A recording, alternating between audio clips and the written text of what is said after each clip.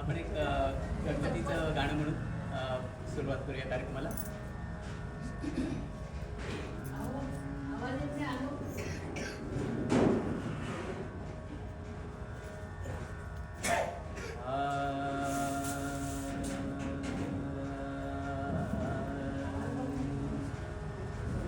गजानन नाम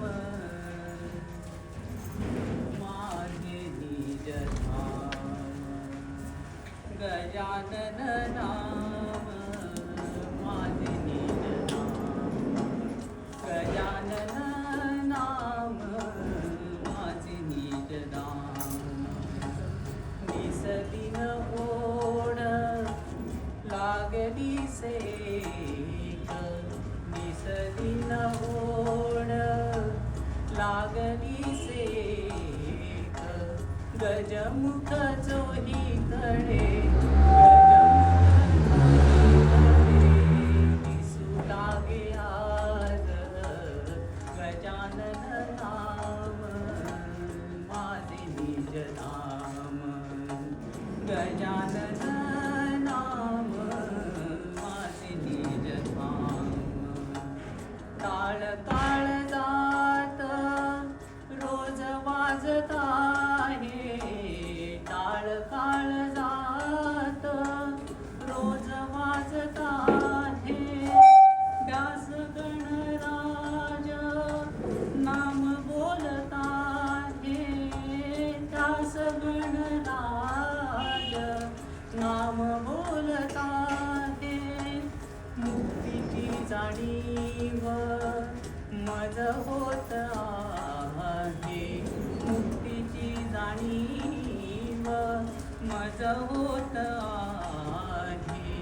प्राण कुडीतून उडू जात आहे, प्राण कुडीतून उडू जात आहे. गणेशाचे रूप येई, गणेशाचे रूप येई, सोबतीला आज गणात नाम माझे निज धाम, गजानन नाम माझे निज धाम. वाट जीवनाची किती पाहिली मी, वाट जीवनाची किती साहिली मी, किती संकटेची उरी वाहिली मी, पुणे प्रपंचाची किती साहिली मी, पुणे प्रपंचाची किती साहिली. वाटली गणेशा तुझी पाहिली मी, वाटली गणेशा तुझी पाहिली.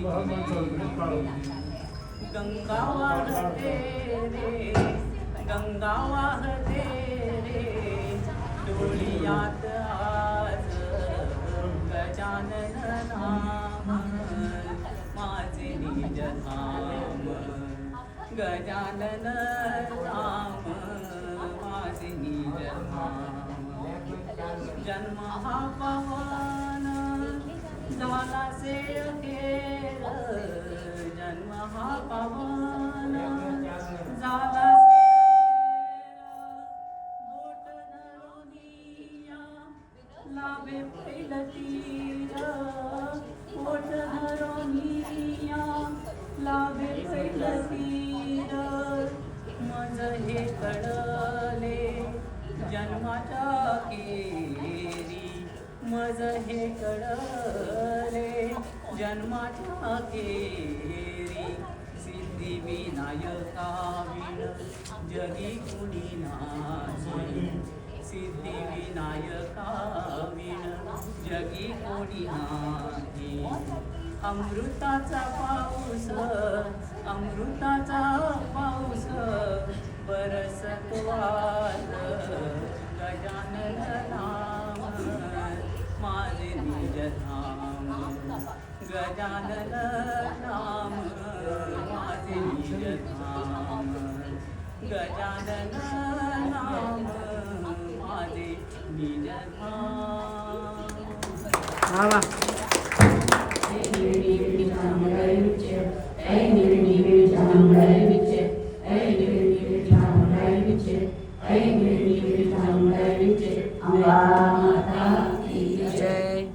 तर तू सगळ्या संपत्तीची मालकीण होशील, तूच मुख्य स्त्री माझी होशील आणि तुला जे कोणाला काही द्यायचं असेल ते कोणालाही तुला देता येईल. इथे पुन्हा स्त्री स्वभावाचं वर्णन केलेलं आहे की नॅचरल स्त्रियांना कोणाला कोणाला काहीतरी द्यायला आवडतो. आणि तेव्हाचा तो काळ होता पूर्णसेना. ही जी काही वाक्य आहेत ती त्या त्या काळातली असलेली स्त्रियांची काय किंवा पुरुषांची काय परिस्थितीचं वर्णन करतात. कारण स्त्रिया तेलावर पण त्या काळच्या स्त्रियांना स्वातंत्र्य नव्हतं. आधी म्हणजे धर्मही सांगतो की पतीची आज्ञा घेतल्याशिवाय काहीही करू नये. पण फक्त पतीचीच आज्ञा घेऊन भावच नव्हतो. सासूला विचारायला पाहिजे, सासऱ्याला विचारायला, बाकीच्यांना ते पटलं पाहिजे. ते जर साधी एखादी पिन सुद्धा दिसून दुसऱ्याला देऊ शकत होती, नाहीतर ते दुसऱ्याला काहीही विचारलं. म्हणजे इतकी पराधीनता होती स्त्रियांना. जिथे स्त्रीला पूर्ण मान असला पाहिजे. वास्तविक म्हणजे आपल्याला नाही केलं, लग्न झाल्यानंतर लक्ष्मी पूजन करून अन्नपूर्णा स्वरूप लक्ष्मी म्हणून पुन्हा ते सुद्धा कसं आहे, पुरुषानेच ते नाव घ्यायचं आहे घरावर. तिथे त्याची पूजा करायची. म्हणजे पहिलं काय शिकवलं जातं स्त्रीला घरात आणल्यानंतर की ती पूजनीय आहे. लक्ष्मी पूजन हा संस्कार ज्या घरात स्त्रीला तुम्ही घरात आणलाय ती पूजनीय आहे. हा संस्कार आहे आपल्या वेदांचा, धर्माचा. पण मात्र होतं काय, वेगळंच काही घडत होतं. आणि म्हणून असं वर्णन केलंय की तुला ते स्वातंत्र्य असेल. तेव्हा ती सांगते की मी विश्वकर्म्याची शक्ती आहे आणि त्या विश्वकर्म्याचं सतत लक्ष माझ्याकडेच असतं. तेव्हा आम्ही कुठच्याही पशूच्या काम्य भोगांची अपेक्षा करत नाही. म्हणजे पुन्हा ते किती स्पष्ट, कुठच्याही काम्य भोगांची कुठच्याही एखाद्या पशूकडून आम्ही अपेक्षा करत नाही. तेव्हा तुला करायचे असेल. आणि बघ, मी ना स्वतःच्या पराक्रमाने एकटीच लढायला आले आहे. माझ्याजवळ सैन्य नाही आहे, मी एकटीच लढायला आले. तर तुझी इच्छा असेल तर माझ्याशी युद्ध कर आणि मराठी. असं सांगितल्यानंतर मात्र आपल्याला नाट्याने तो दुखावला जातोय. आधीच राक्षस आहे आणि म्हणून त्यांनी युद्धाची तयारी केली आहे. युद्ध करते असं वर्णन केलेलं आहे. मग अनेक त्याच्या सेना पाठवलेलं आहे. ते मेलेत वगैरे अतिशय पुन्हा आपल्याला पुत्ररोचन वगैरे पराक्रमाचं खूप वर्णन त्यांनी केलेलं आहे. युद्ध होते हजारो वर्ष आणि हे सगळे मरण पडतात. आणि तेव्हा तो स्वतः युद्धाला येतो असं वर्णन. आता ज्याला औडंबरी वगैरे शब्द तेव्हा वापरतो, असं सध्या आपण जादूचे प्रयोग म्हणू. कारण औडंबरी असा शब्दाचा अर्थ प्रतिशब्द सांगा असं जर सांगितलं तरी सुद्धा आम्हाला सध्या त्यातही प्रतिशब्द सांगता येणार नाही. कारण काय, हायर मराठी आणि लोअर मराठी म्हणे गेले. आणि लोअर मराठीत गंमत काय आहे, शब्द छान हवे तसं नाही, भाषेला मान हवा असं नाही. पाणी लिहिलं तरी चालू, पाणी प्याला असं लिहिलं, वाक्याचा अर्थ समजला की झालं. कारण सध्याची परिस्थिती ही आहे. पण पाणी आणि पाणी याच्यात पुन्हा त्या काळच्या भाषेत पाणी ह्या शब्दाला सुद्धा दोन अर्थ आहेत. एक पाणी म्हणजे हात, कळले की नाही. पण आम्हाला किंवा कर शब्द घेतला तरी कर म्हणजे हात आणि कर म्हणजे तुम्ही कर देत आहे, तेव्हा करला जरी करीला याचा अर्थ आज सांगावा लागेल. कळले की नाही. तेव्हा सहज गाताना गात होते आणि लोकांना कळत होतो, टाळ्यावर टाळ्या पडत होत्या. काय परिस्थिती आहे. आम्ही महाराष्ट्रीयन म्हणतो, आमची भाषा मातृभाषा मराठी लिहितो आणि अवस्था काय आहे. आणि पुढच्या मुलांना तर आम्ही काय सगळ्यांना इंग्लिश मिडियमना घालतो, कारण मग मराठी मिडियम शाळा बंद पडल्या किंवा आपल्या भाषेला काही किंमतच नाही आहे. अशा तऱ्हेने आपण इंग्लिश मिडियमला घालतो आणि इंग्लिश मिडियमचा परिणाम काय होतो, आपलीच भाषा मम्मी म्हणतात. सुरुवातच म्हणे मम्मीपासून होते. आता मम्मीचा खरा अर्थ काय आहे, त्यांच्या भाषेत सुद्धा मम्मीचा अर्थ काय आहे. म्हणजे पहिल्याच आपला मुर्दा करतात आणि मग आमचा मुर्दा केल्यानंतर की आमचं ऐकण्याला काय. लक्षात घ्या काय परिस्थिती आहे भाषेची. आम्ही हे शिकायचं आहे की आम्ही आमची भाषा, आमचे संस्कार, आमची संस्कृती आणि पद्धतशीर मोबाईलवर मुसलमानाने असं केलं, त्या बुद्धाने असं केलं, त्या ह्याच्या अगदी मेसेज फॉरवर्ड करतो, वाचतो असं नाही, कळतात असं नाही, कोणीतरी फॉरवर्ड केलेला असतो, तो आम्ही दुसऱ्याला फॉरवर्ड करतो. अरे पण ते आपली संस्कृती, आपले संस्कार जपतात हो.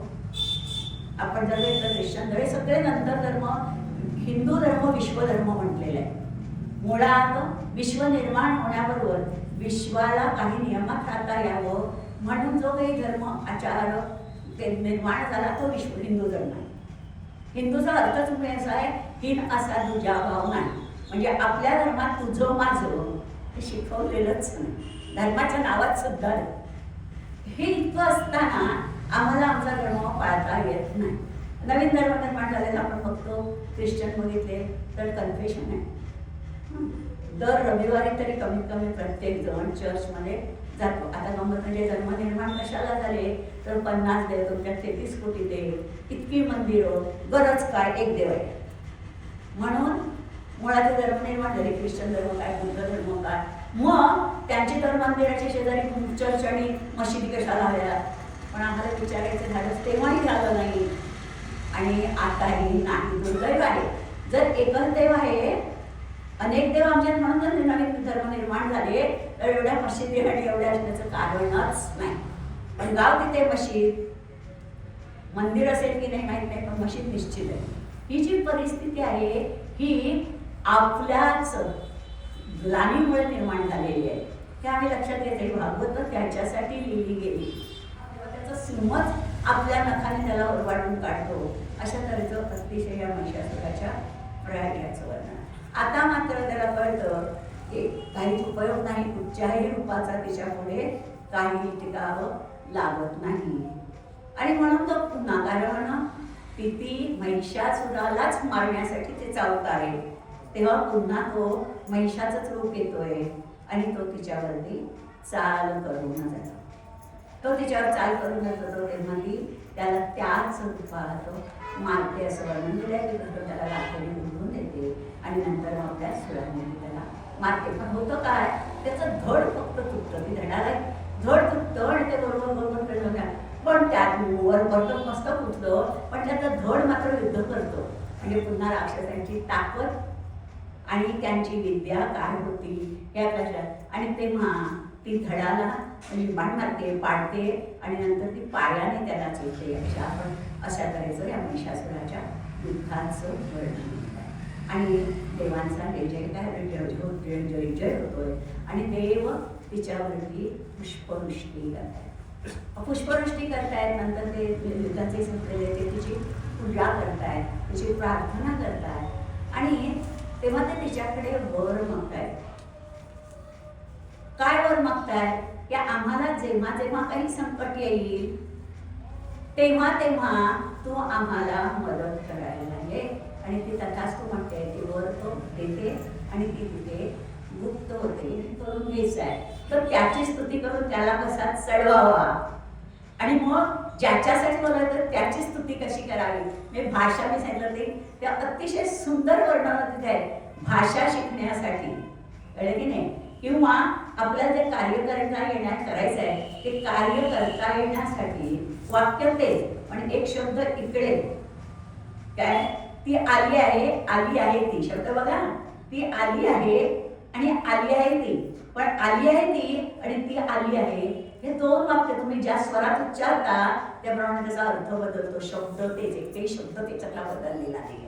ते शब्द कसे वापरावे याच्यासाठी सुद्धा ही भागवत वाचली जाते. अत्यय व्यासाची बुद्धी आहे, विशाल बुद्धी म्हणतो आपण यासाठी. आणि त्यामुळे आणि ते अतिशय त्याचं वर्णन करतात, पण ते काही नंतर झालं की तो धुम्रवी त्याच्या रक्ताचा त्या पृथ्वीला स्पर्श केला की जितके रक्ताचे तितकेच राक्षस पुन्हा जन्माला येते. आणि त्यामुळे जरी इतके मानले गेले हजारो वर्ष युद्ध झालं तरी सुद्धा त्यांचा रक्तबीजावरती खूपच विश्वास होता. रक्तबीज युद्धाला येतोय, जोरदार युद्ध होत आहे. आणखी का होतं, त्याचे रक्ताचे किंवा काही शत्रूंना त्याचे रक्ताचे खाली पडले की तितके राक्षस निर्माण होत आहे.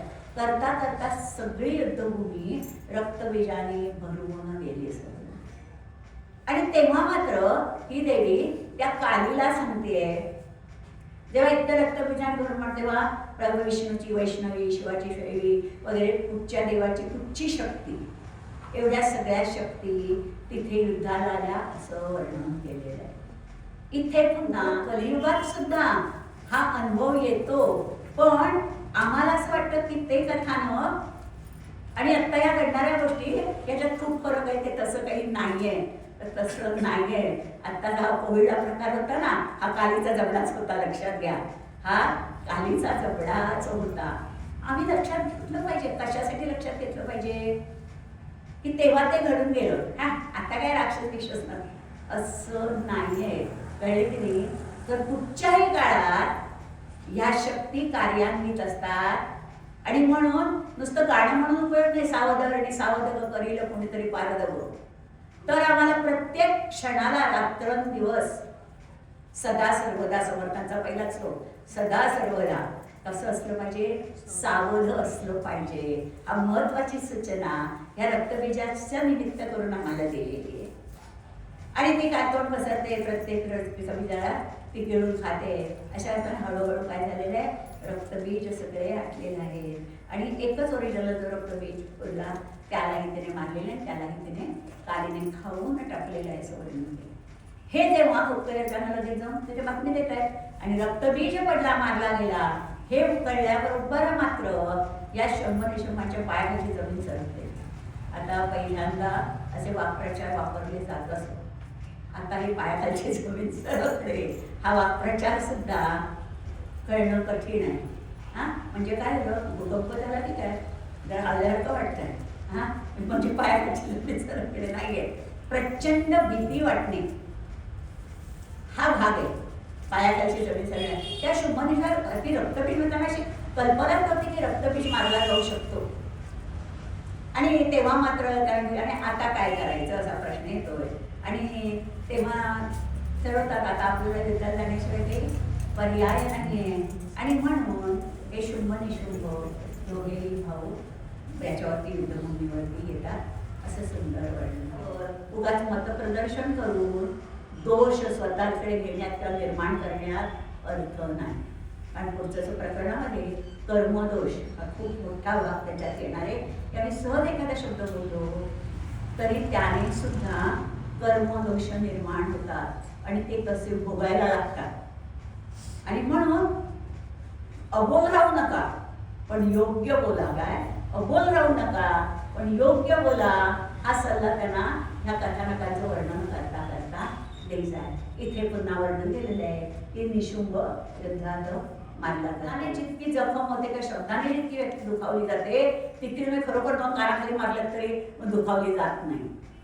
फार महत्वाचं आहे कारण शब्द त्याची जे व्हायब्रेशन आहे त्याच्या ज्या जखमा आहेत त्या वर्षानुवर्षाची गोंधळतात. आणि म्हणून शब्द जपून वापरा. पण जपून म्हणजे काय नेमकं? तर त्या शब्दाची व्हॅल्यू, शब्दाचे अर्थ, शब्दाची उंची, एका शब्दाला एवढ्या गोष्टी आहेत. एक शब्द उच्चारताना हे आपल्याला सगळं कळावं लागतं. हा फार महत्वाचा भाग आहे. आणि इथे ते निशुंभाचा सुद्धा वध करते असं उत्तम वर्णन आलेलं आहे. इथे शुंभ निशुंभांचा सुद्धा नाश झालेला आहे अशा तऱ्हेचं अतिशय मात्र ते धूम्रलोचन वगैरे वगैरे त्यांचं सगळं वर्णन केलेलं आहे. जो जित आहे त्याच्याकडे मैत्री संपादन करायचे. आपल्याला माहिती आहे आपल्या आधीच्या पुढच्या पंतप्रधानाला जमलं नाही ते मोदी सध्या करून दाखवत आहे. म्हणजे असं नाही आहे की जे जित आहेत त्यांच्याशी मैत्री करता येत नाही. आणि तेव्हा त्यांनी तू त्यांच्याशी मैत्री कर. पण आता त्याच्याशी मैत्री कशी करायची? तेव्हा पुन्हा त्याला विष्णू सल्ला देतोय काय करशील तू? ऋषींना त्यांच्याकडे पाठव. तेव्हाच्या काळी ऋषींवर विश्वास होता आणि तेव्हा ऋषी जाऊन त्याला समजवतात वृत्रासुराला की काय नाही इंद्राशी तू मैत्री, इंद्र तुझ्याशी मैत्री करू इच्छितो आणि म्हणून तू त्याच्याशी मैत्री कर. आणि अग्नीला साक्ष ठेवतो ना, अग्नी साक्षाचा अतिशय महत्व आहे. म्हणजे आज सुद्धा आपण नॉमिनल लग्नात आपल्याला माहिती आहे लज्जाहोम करतो, पण खरं म्हटलं तर लग्नातला लज्जाहोम हाच विधी सर्वात महत्वाचा आहे. आपल्याला कल्पना नाही आहे, आपण आता करतो फॉर्मॅलिटीज म्हणून, पण तसं नाही आहे. आणि हल्लीचं लग्नाची स्टाईल काय बुफे स्टाईल असते, त्यामुळे ते नवरा नवरीचं जे काही विधी चालू असतात तिथे तिसरी एकही व्यक्ती नसते, काही लागलं तर द्यायला सुद्धा. कळले की नाही? हे जर विधी आपण बघितले, आपल्या धर्माने सांगितलेले विधी आणि वेळोवेळी त्याच्यात सांगितलेले बदल अतिशय महत्वाचे आहे. उपासना केलेली आहे, देवीने त्याला वर दिलेला आहे की मी त्याला मोह पाडतो. म्हणजेच काय, योग्य वेळेला योग्य तऱ्हेने डोकं न चालणं हा मोह आहे. काय, योग्य वेळेला योग्य तऱ्हेने डोकं न चालणं. मग त्याविषयी म्हणजे आम्हाला जवळ देवीने सगळ्यांनाच वर दिलेले आहेत कलियुगात. तर हे आम्ही लक्षात घ्यायचं आहे. आणि तेव्हा तो संध्याकाळचा फिरतोय आणि त्याला ह्याने सांगितलेले आहे, विष्णूने सांगितलेले आहे की मी तुझ्या शस्त्रात प्रवेश करेन. म्हणून तो विष्णूचं स्मरण करतोय, देवीचं स्मरण करतोय. त्या वज्रामध्ये विष्णूने प्रवेश केलेला आहे. आणि त्याने काय केलं आहे, समुद्राचा जो फेस, जो ओला नाही सुक्का नाही, म्हणजे पुन्हा आता या गोष्टी बऱ्याच जणांना समुद्र माहिती नसेल आणि बऱ्याच जणांना माहितीही असेल. माहिती नसेल कारण अगदी मुंबईच्या जवळ राहणाऱ्या पण डोंबिवली ठाण्यावाल्यांना सुद्धा समुद्रावर लहान मुलांची ट्रीप नेतात समुद्रावर. काय माझी मुलं विचारते, कारण माझी मुलं बरेच वेळा गिरगाव जायची आणि समुद्रावर जायची. तर त्यांना जर शाळेची ट्रीप कुठे नेणार आहे, दादरला नेणार आहे, तर समुद्रावर काय ट्रीप घेऊन जायचं आहे. पण आपल्या मुलांची ते नसते, तिथे जायची वेळेला त्यांनी समुद्र बघितलेला नसतो, दोन आपण संस्कार. त्यामुळे समुद्राच्या शेजारी मिळणाऱ्या खवल्यांचं महत्त्व काय, तिथल्या वाळूचं महत्त्व काय, समुद्राच्या शेजारची काही ठिकाणची काळी असते वाळू, पांढऱ्या समुद्राच्या शेजारची पांढरी असते वाळू, पण आम्ही बघितलेलंच जर नसलं तर आपल्याला हे माहिती नसतं. कळलं की नाही? पण स्वतः मात्र विश्वासाने अभ्यास करा त्या व्यक्तीचा, हे आम्हाला हे कथानक सांगतं. अशा तऱ्हेने त्या वृत्रासुराचा त्यांनी हे केले आहे. त्याच्यानंतरची जी कथा येते ती च्यवन ऋषी, ते दोन्ही अश्विनी कुमार आणि ऋषी असे तिघेही त्या तलावात स्नान करतात. पुन्हा मग सकाळी बोलले होते तीर्थस्नानाचं, त्या स्नानाचं महत्त्व. आणि त्या तिघेवरती येतात तेव्हा ते एकासारखे एक दिसायला आहेत. अगदी पूर्णपणे साम्य आहे त्या ठिकाणचं. आणि त्या राजकन्याला सांगतात तू तुझा पती ओळखून घे. पती ओळखायला पत असावी लागते स्वतःची.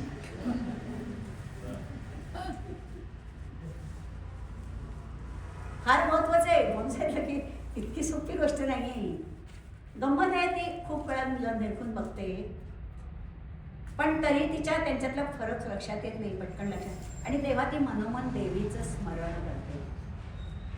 आणि ती जेव्हा देवीला शरण जाते मनोमन आणि स्मरण करते तेव्हा मात्र ती च्यवन ऋषींना ओळखू शकते आणि ती बरोबर त्यांना आपला पती म्हणून ओळखते. तेव्हा त्या अश्विनी कुमारांनाही अतिशय आनंद झालेला आहे. म्हणजे दुसऱ्याच्या ज्ञानाचा आनंद होणं. सध्या द्वेष वाटतो फक्त, त्यांना आनंद झालेला आहे असं वर्णन केलेलं आहे. आनंद झालेला आहे, त्यांनी च्यवन ऋषींची स्तुती केलेली आहे. आणि तेव्हा ते च्यवन ऋषी म्हणतात की मला तुम्ही दृष्टी दिली, दृष्टी आलेली आहे. पुन्हा ते तरुण झालेले आहेत च्यवन ऋषी. आणि म्हणून मी तुम्हाला म्हणजे पुन्हा या वैद्यांना या डॉक्टरांना किती कमी लेखलं जात होतं, त्यांना सोमरसाचा अधिकार नव्हता असं वर्णन केलं आहे. कुठेही यज्ञ केलं जायचा तेव्हा देवान सोमरस प्यायचे, पण त्या सोमरसाचा अधिकार या अश्विनी कुमारांना नव्हता. तेव्हाही ऋषी म्हणतात तो अधिकार मी तुम्हाला मिळवून देईन. पुन्हा आपण काय करू शकतो ह्याच्यावर किती विश्वास हवा. हे वैद्य आहेत. आता आपण बघतो डॉक्टर काय क्रिया सांगतात आणि डॉक्टरांची कशी सर्कल असतं, काही कारण नसताना ब्लड चेक करायला पाठवतात वगैरे वगैरे, हे सगळं आहे. पण त्यांनी सांगितलेलं आहे असे जे डॉक्टर आहेत पैसा घेऊन, म्हणजे तेव्हा आत्ताने पैसा घेऊन शब्द वापरलेला आहे. आता आपण म्हणा अवास्तव पैसा घेऊ, तर प्रत्येकाला पैसा लागतो. आपल्याला माहिती आहे ते इंजेक्शन वापरतात, जे औषधं निर्माण करतात त्याला पैसा लागतो. पण तेव्हा आयुर्वेदिक औषधं असायची आणि ती औषधं पुन्हा निसर्गाने दिलेली असायची. हो, निसर्गातली झाडं आहेत त्यातलं तुम्ही ज्ञान घेऊन ते आणायचा. हे निसर्गाने दिलेलं तुम्ही माणसांना देण्यासाठी वापरत होता आणि म्हणून त्यासाठी पैसे घेण्याची गरज नव्हती. ज्योतिषी आणि डॉक्टर जे पैसे घेऊन हे करतात त्याला एकाला गुंडाचा जन्म येतो आणि एकाला याचा गेंड्याचा जन्म येतो, अशा तऱ्हेचं वर्णन केलेलं आहे याच्यामध्ये वेदात असं सांगितलेलं आहे. तयार होत नाही.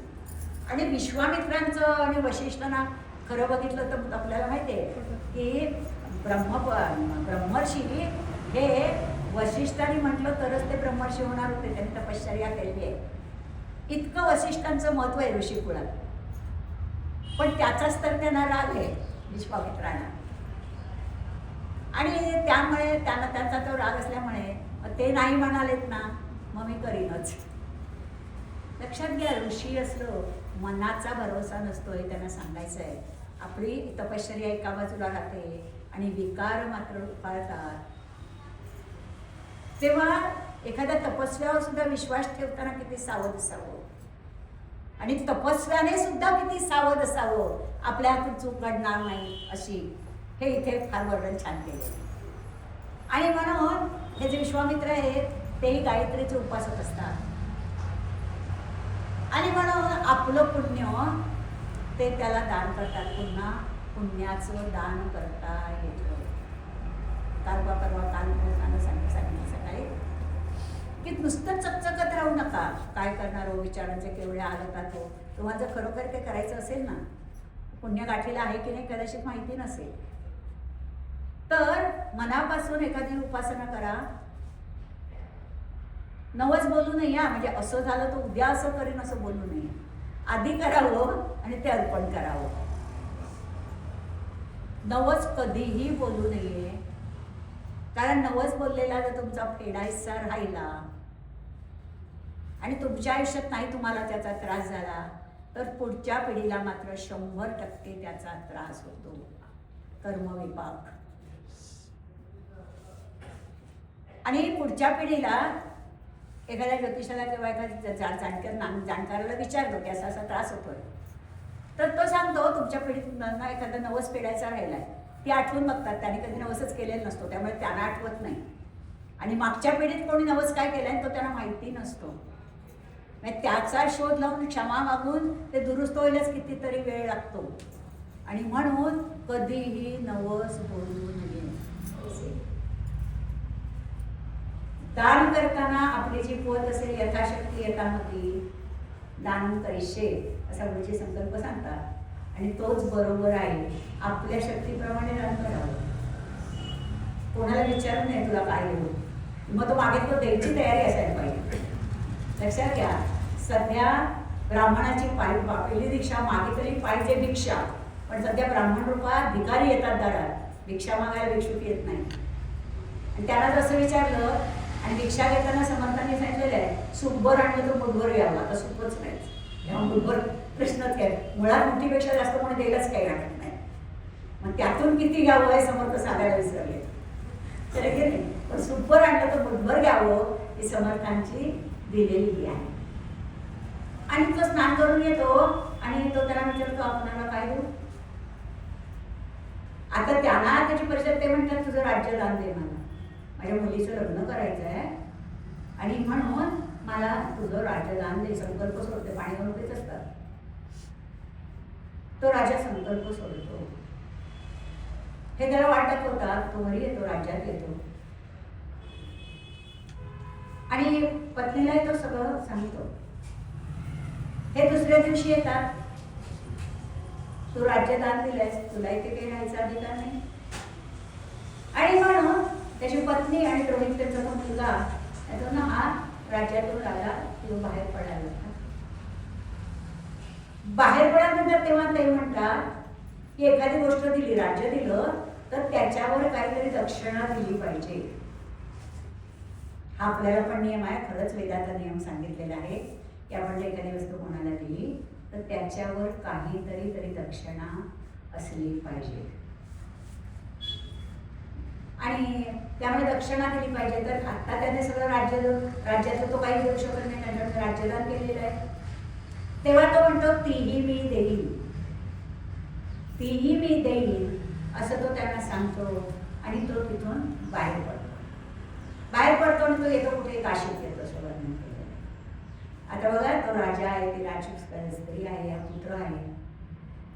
काशीतही त्यांना तसं काय, कारण त्याच्या डोक्यात एकच आहे की त्या ब्राह्मणाची दक्षिणा द्यायची, ती कशी देणार. काशीत आल्यावर स्वतःला तसं त्याला काही मिळत नाही, तर ती पत्नी सांगते की मला विका, एखाद्या ब्राह्मणाला सेविका म्हणून मला विका. सुरुवातीला त्यामध्ये पटत नाही. तो म्हणतो मी मलाच विकेन त्यापेक्षा. इथेही पुन्हा विश्वामित्र ब्राह्मणाचं रूप घेऊन येतात आणि ते त्याच्या पत्नीला सेविका म्हणून विकत घेतात. आता तो रोहित पुत्र लहान आहे म्हणून तोही तिच्या बरोबर जातो असं वर्णन केलंय. मग ते पुन्हा तिच्याकडनं कसं काम करून देतात, तसं मुलाला सुद्धा 5 मिनिटं सुद्धा घेऊ देत नाहीत वगैरे वर्णन केलेलं आहे. आता तरी सुद्धा तेवढी पुरेशी दक्षिणा मिळत नाही, कारण त्यानेच केलं असतं त्यामुळे पुढे दक्षिणा होणार एवढंच दात देतात ते त्याला, तेवढ्याच किमतीत देतात ते तिला. म्हणून आज स्वतःला विकायचं ठरवतो. पण विकत करताना थोडे डोंब गेला त्यावर, पण तो विचार करतो स्वतःला डोंबाला नाही, ब्राह्मणाला तरी स्वतःला विकू. संस्कार. आणि तेव्हा विश्वामित्र ब्राह्मण बनून तिथे येतात. ते त्याला ब्राह्मण म्हणून त्या हरिश्चंद्राला विकत येतात आणि ते स्वतः त्याला डोंबाला विकतात. आता एखाद्याने विकत घेतलं की त्याचं आपल्यावरचे आधिपत्य झालं, त्यामुळे तो काय करेल तो, आणि ते त्या डोंबाला विकतात त्याला. हे डोंबाकडे राहतात आणि डोंबाकडचं आपल्याला माहिती की स्मशानात जायचं, प्रेत जाळायची वगैरे वगैरे हे काम राजा तिथे करतोय. ही इकडे त्या ब्राह्मणाकडे आहे, तिथे ती सेवा उत्तम तऱ्हेने करते. तिला मुलाला सुद्धा घ्यायला सुद्धा वेळत नाही आहे दुसरा. आणि तो आता मुलगा तसा मोठा झालेला आहे, तो मित्रांबरोबर बाहेर खेळायला वगैरे राहण्यात वगैरे त्याचं वर्णन केलेलं नाही. आणि एक दिवशी तो सापचा मृत्यू होतो. त्या ऋषी ओढवे आहेत, व्रताला बांधलेले आहेत. आता ऋषी ओढतायत, घोडे नाही, त्यामुळे तो सावकाश ओढला जातोय. हा पायानेच त्या ऋषीला ढोसतोय आणि सर्प सर्प सर्प असं म्हणतो. सर्पाचा एक अर्थ आहे सर्प आणि दुसरा आहे सर्प म्हणजे विषारी. तेव्हा ऋषींना राग येतोय आणि ऋषी त्याला शाप देत आहे, तू खरोखर सर्प, पण सर्प म्हणजे अजगर जातीचा सर्प होऊन करशील. तुला हजारो वर्ष त्याच स्थितीत जाळावं लागेल. आता आपल्याला सर्पांच्या जाती सुद्धा माहिती नाही आहे, पण हा जो अजगर असतो त्याला रुंदी असते, जाडी असते, जवळजवळ या टेबला आणि लांबीही असते, त्यामुळे त्याचा देह जड असतो. आणि तो म्हणतात की तुला त्याच परिस्थितीत फिरत राहावं लागेल, जगावं लागेल. तुला मुक्ती केव्हा मिळेल? पांडवांच्या काळात धर्मराजाच्या प्रश्नांची जेव्हा तू उत्तरं देशील तेव्हा तुला मुक्ती मिळेल असं सांगताय. त्या क्षणीच नहुष सर्प होऊन खाली पडतो असं तळ्याच्या ठिकाणी केलेलं आहे.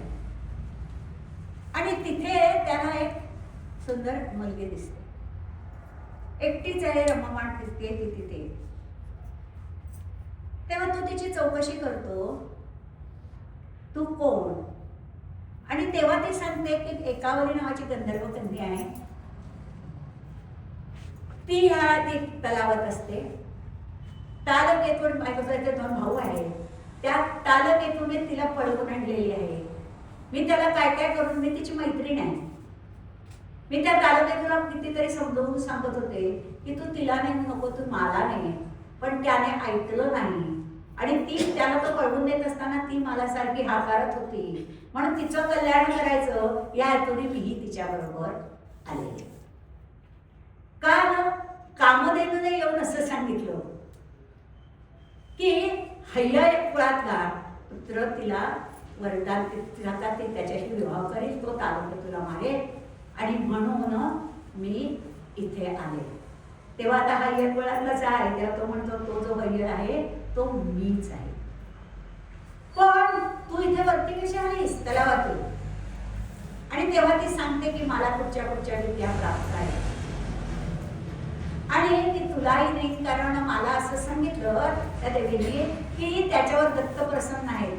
तर आपल्याला माहिती आहे की तो सहस्रार्जुनाचा नातू आहे का, आणि सहस्रार्जुनाच्या ह्याच्यावरती दत्तांची पूर्ण कृपा होती. म्हणजे एक जर कोणी आपल्याला पूर्ण पोचला असेल तर त्या कुळाला कसे फायदे होतात. आणि तेव्हा त्याला ते जप दिलाय, तो हा जप तू त्याला दे की तो तुझ्याबरोबर वेगात येऊ शकेल, त्याला तू घेऊन येऊ शकशील म्हणा. आणि त्याप्रमाणे ती त्याला जप देते आणि ती त्याला घेऊन जाते. प्रत्येक गोष्टीला काहीतरी कार्यकारण भाव असतो. हा इथे महत्वाचा भाग दिलेला आहे. चंदनाची मुठी कुंकुम केशरा, हिरे जडित मुकुट शोभतो बरा, चुंबी नुपुरे चरणी घालला, जय देव जय देव जय मंगलमूर्ती, दर्शन मात्रे मन कामना पूर्ती, जय देव जय देव. सरसोंड वक्र तुंड त्रिनयना, दास रामाचा संकटी पावावे निर्वाणी रक्षावे सुरवंदना, जय देव जय देव जय मंगलमूर्ती, दर्शन मात्रे मन कामना पूर्ती, जय देव जय देव.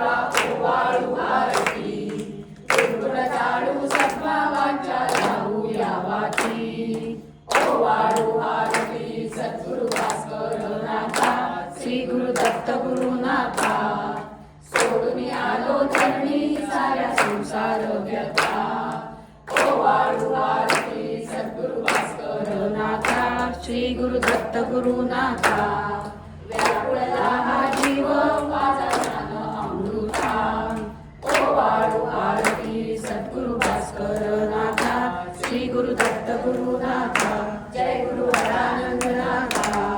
स्वामी तुझं पाहिले पहिला प्रत्यक्ष आता, सरस्वतीच्या संगे आम्हा भेट दिदली, देवा भेट दिदली, देवी सुटली का पूर्ण पाठ पटली, ओ वाळू आरती सद्गुरु भास्कर नाथा, श्री गुरु दत्त गुरुनाथा, गुरु हरानंदनाथा. मी अल्पना ठेवितसे माता, सद्गुरुनाथा भास्कर राया, ओ वाळू आरती देवा, ओ वाळू आरती, गुण जाळू सद्भावाच्या लावू या वाती, स्मरावा प्रकृती स्वभावा करोमि यज्ञं, तस्मै नारायणायति समर्पयामि, अच्युतं केशवं रामनारायणं दामोदरं वासुदेवं हरि, श्रीधरं माधवं गोपिकावल्लभं जानकीनायकं रामचन्द्रं. हरे राम राम राम हरे हरे, हरे कृष्ण कृष्ण कृष्ण हरे हरे, हरे राम राम राम